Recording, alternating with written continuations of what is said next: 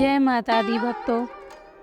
नवरात्र अब अपने अंतिम पड़ाव पर पहुंच चुका है। आज माँ दुर्गा के 8वें स्वरूप आदिशक्ति महागौरी की पूजा की जाती है। 8वें दिन की पूजा देवी के मूल भाव को दर्शाता है। देवी भागवत पुराण में बताया गया है कि माँ के 9 रूप और 10 महाविद्याएं सभी आदिशक्ति के अंश और स्वरूप हैं, लेकिन भगवान शिव के साथ उनके अर्धांगिनी के रूप में महागौरी सदैव विराजमान रहती हैं। इनकी शक्ति अमोघ और फलदायिनी है। महागौरी की पूजा मात्र से भक्तों के सभी पाप धुल जाते हैं और वह व्यक्ति अक्षय पुण्य का अधिकारी हो जाता है। ज़्यादातर घरों में नवरात्र की अष्टमी तिथि के दिन कन्या पूजन किया जाता है। वहीं कुछ लोग नवमी तिथि के दिन कन्या पूजन करते हैं। इस तरह किया माँ ने व्रत। शिव पुराण के अनुसार महागौरी को 8 साल की उम्र में ही अपने पूर्व जन्म की घटनाओं का आभास होने लगा। उन्होंने इसी उम्र से ही भगवान शिव को अपना पति मान लिया था और शिव को पति रूप में पाने के लिए तपस्या भी शुरू कर दी थी। इसलिए अष्टमी तिथि को महागौरी के पूजन का विधान है। इस दिन दुर्गा सप्तशती के माध्यम चरित्र का पाठ करना विशेष फलदायी होता है। लोग 9 दिन का व्रत नहीं रख पाते हैं तो पहले और 8वें दिन का व्रत कर पूरे 9 दिन का फल प्राप्त करते हैं। महागौरी की कथा। देवी भागवत पुराण के अनुसार देवी पार्वती अपनी तपस्या के दौरान कंदमूल, फल और पत्तों का आहार करती थी। बाद में माता केवल आयु पीकर तप करना आरंभ कर दिया। तपस्या में माता पार्वती को महान गौरव प्राप्त हुआ और इससे उनका नाम महागौरी पड़ा। माता की तपस्या से प्रसन्न होकर भगवान शिव ने उनको गंगा में स्नान करने के लिए कहा।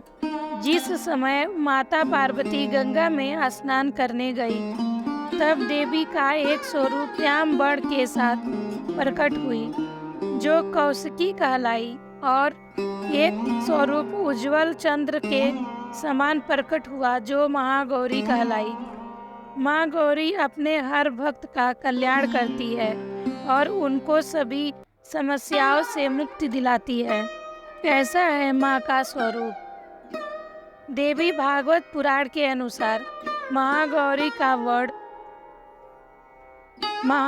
का वर्ण रूप से और अर्थात सफ़ेद, और इनके वस्त्र व आभूषण भी सफ़ेद रंग के ही हैं।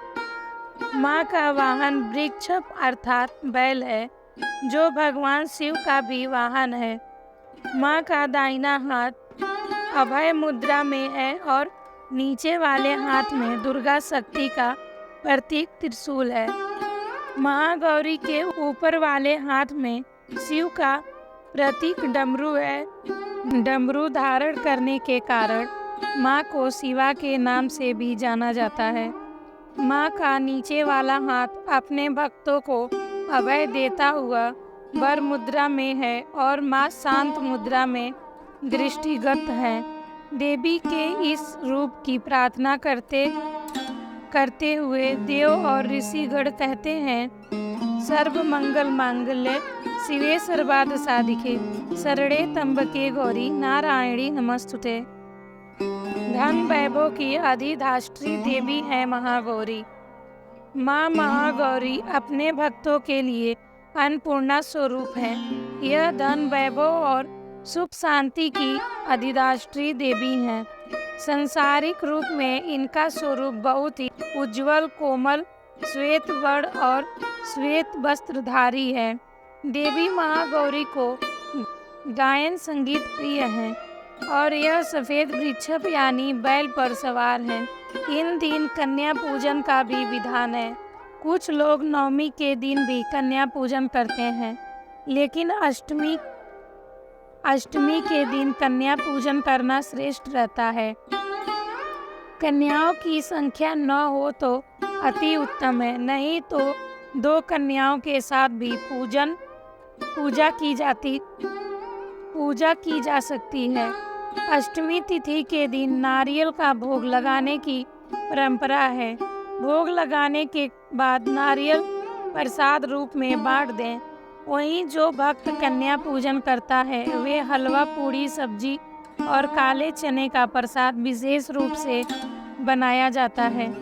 माँ की पूजा करते समय भक्तों को गुलाबी रंग के कपड़े पहनने चाहिए, क्योंकि गुलाबी रंग प्रेम का प्रतीक माना जाता है।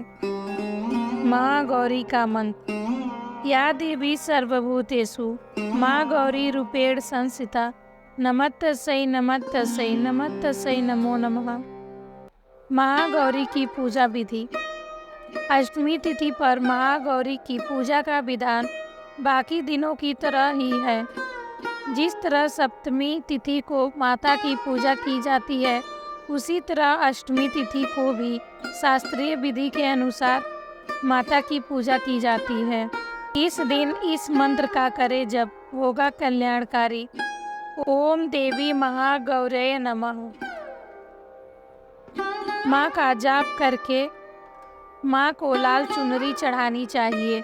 सबसे पहले लकड़ी की चौकी पर लाल कपड़ा बिछाकर महागौरी की मूर्ति या तस्वीर स्थापित करने के बाद महागौरी यंत्र रख कर स्थापना करनी चाहिए। माँ की कांति भक्तों को सौंदर्य प्रदान करने वाली मानी जाती हैं।